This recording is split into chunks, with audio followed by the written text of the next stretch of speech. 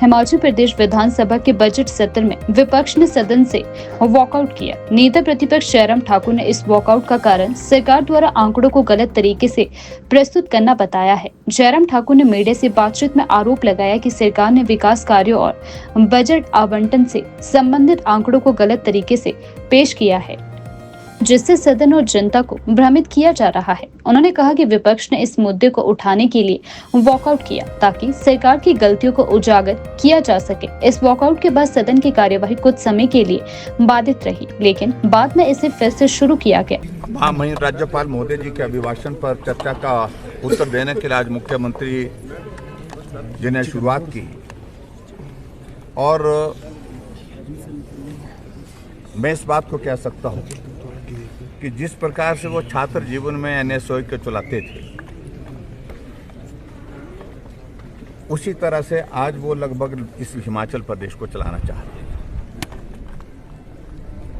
कुछ भी बोल दो, मुख्यमंत्री बोल रहा है, लोगों को मानना पड़ेगा, लोगों को सुनना पड़ेगा, लोगों को विश्वास करना पड़ेगा, ऐसी उनकी मानसिकता बनी।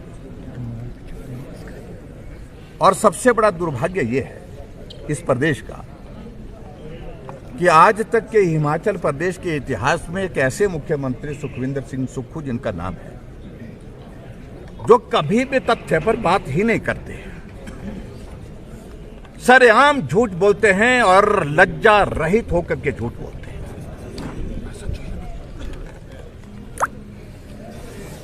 आप प्रदेश के मुख्यमंत्री, इस बात को उनको एहसास होना चाहिए, जो बात वो कह रहे हैं उस पर लोग उसको सुनने के बाद उस पर एनालाइज करते, उस पर विचार करते कि इस मुख्यमंत्री जो बोल रहे हैं वो सत्य है कि नहीं है।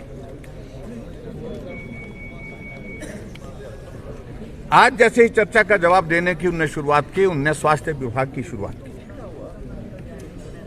और स्वास्थ्य विभाग में हिमकेयर का उन्होंने जिक्र किया कि इसमें बड़ा भारी, बहुत बड़ा जो है वो लूट हुई है। कहां थे आप 2 वर्षों से? आप 2 वर्ष आपको सत्ता में हुए, लूट कहां हुई? अभी कह रहे हैं कि कोई डॉक्टर MBBS बनकर के आया, हॉस्पिटल खोल दिया, हॉस्पिटल के साथ 5 मंजिलें बन गई। अगर अपनी मेहनत से किसी डॉक्टर ने 5 मंजिल खड़ी की है तो उसके अधिकार को आप नहीं रोक सकते। अगर उसने भ्रष्टाचार किया है, आपके पास केस है, आप सरकार के मुखिया हैं, कार्रवाई करें, कौन रोक रहा है? कह रहे कि हिमाचल प्रदेश का जो प्राइवेट हॉस्पिटल का जिक्र कर रहे थे। आदरणीय प्रधानमंत्री नरेंद्र मोदी जी ने आयुष्मान भारत की शुरुआत की। आयुष्मान भारत की गाइडलाइन जो है उसकी अक्षरशः जो है वही हमने जो है हिमकेयर के अंतर्गत उस स्कीम को हमने लागू किया है। एक बीमारी का जिक्र है उसमें, एक इलाज का जिक्र है उसमें। ये बीमारी का इलाज होगा तो इतना परमिसिबल एक्सपेंडिचर उस पर किया जा सकता है। किडनी का ऑपरेशन होगा तो इतना पैसा होगा, आपका गॉल ब्लैडर का ऑपरेशन होगा तो उसका इतना पैसा ये होगा, इससे ज्यादा नहीं मिलेगा, इससे ज्यादा परमिसिबल नहीं होगा।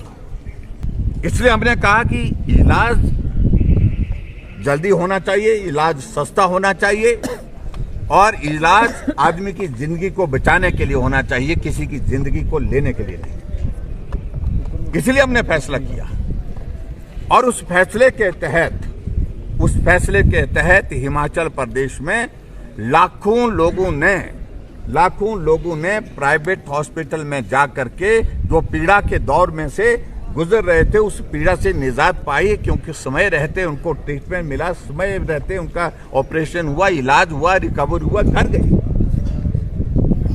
और उसके बाद इस तरह का आरोप लगाना, मैं समझता हूं ये पाप है, पाप जिसको मैं कह सकता हूं। इस तरह की सोच को मैं कह सकता हूं विकृत सोच है। ये शब्द अच्छा लगे बुरा लगे, लेकिन मैं कह रहा हूं। और उसके बाद फिर बेवजह की बात है जो तथ्य नहीं है, और जो अधिकारी जो आंकड़े प्रस्तुत करने की, कुछ लोग एक्सटेंशन पर चलने की कोशिश कर रहे हैं। और यहां तो कहानियां ये निकल रही है डॉक्टर की ट्रांसफर्स को